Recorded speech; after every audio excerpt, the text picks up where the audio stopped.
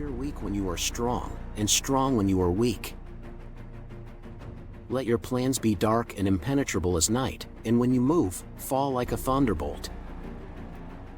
Victorious warriors win first and then go to war, while defeated warriors go to war first and then seek to win. Even the finest sword plunged into salt water will eventually rust. Move swift as the wind and closely formed as the wood. Attack like the fire and be still as the mountain. Attack is the secret of defense. Defense is the planning of an attack. So in war, the way is to avoid what is strong and strike at what is weak. Be extremely subtle even to the point of formlessness. Be extremely mysterious even to the point of soundlessness. Thereby you can be the director of the opponent's fate. What the ancients called a clever fighter is one who not only wins, but excels in winning with ease. One mark of a great soldier is that he fight on his own terms or fights not at all. When the enemy is relaxed, make them toil. When full, starve them. When settled, make them move. Knowing the enemy enables you to take the offensive. Knowing yourself enables you to stand on the defensive. Ultimate excellence lies not in winning every battle, but in defeating the enemy without ever fighting. If ignorant both of your enemy and yourself, you are certain to be in peril. Plan for what it is difficult while it is easy. Do what is great while it is small. Therefore, just as water retains no constant shape, so in warfare there are no constant conditions. If you know yourself but not the enemy, for every victory gained you will also suffer a defeat. In battle, there are not more than two methods of attack: the direct and the indirect, yet these two in combination give rise to an endless series of maneuvers. If you fight with all your might, there is a chance of life, whereas death is certain if you cling to your corner. You can ensure the safety of your defense if you only hold positions that cannot be attacked. Whether in an advantageous position or a disadvantageous one, the opposite state should be always present to your mind. It is the unemotional, reserved, calm, detached warrior who wins, not the hothead seeking vengeance and not the ambitious seeker of fortune. All men can see the tactics whereby I conquer, but what none can see is the strategy out of which victory is evolved. A leader leads by example, not by force. In making tactical dispositions, the highest pitch you can attain is to conceal them. He will win who knows how to handle both superior and inferior forces. A clever combatant imposes his will on the enemy, but does not allow the enemy's will to be imposed on him. Strategy without tactics is the slowest route to victory. Tactics without strategy is noise before defeat.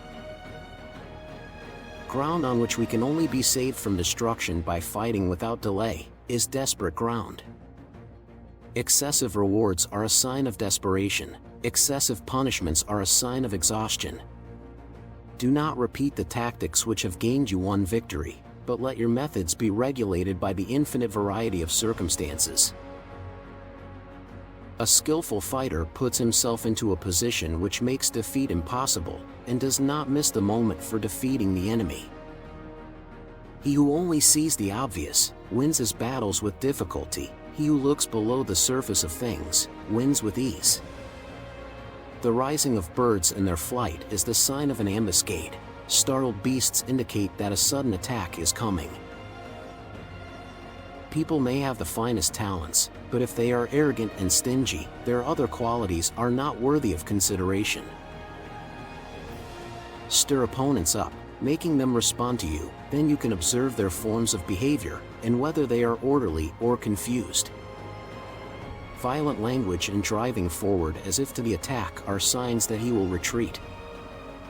There are three avenues of opportunity: events, trends, and conditions. When opportunities occur through events but you are unable to respond, you are not smart. When opportunities become active through a trend and yet you cannot make plans, you are not wise. When opportunities emerge through conditions but you cannot act on them, you are not bold. What is essential in war is victory, not prolonged operations. One need not destroy one's enemy. one need only destroy his willingness to engage. The supreme art of war is to subdue the enemy without even fighting. Those skilled in warfare move the enemy, and are not moved by the enemy. The way means inducing the people to have the same aim as the leadership. Every animal with blood in its veins and horns on its head will fight when it is attacked. It is unlucky to be stubborn in the face of insurmountable odds. You can best predict your future by controlling it yourself, not by trusting luck or fate to control it.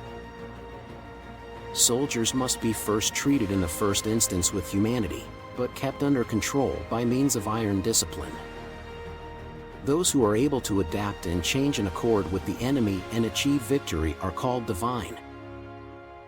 The quality of a decision is like the well-timed swoop of a falcon, which enables it to strike and destroy its victim. The art of war teaches us to rely not on the likelihood of the enemy's not coming, but on our own readiness to receive him, not on the chance of his not attacking, but rather on the fact that we have made our position unassailable.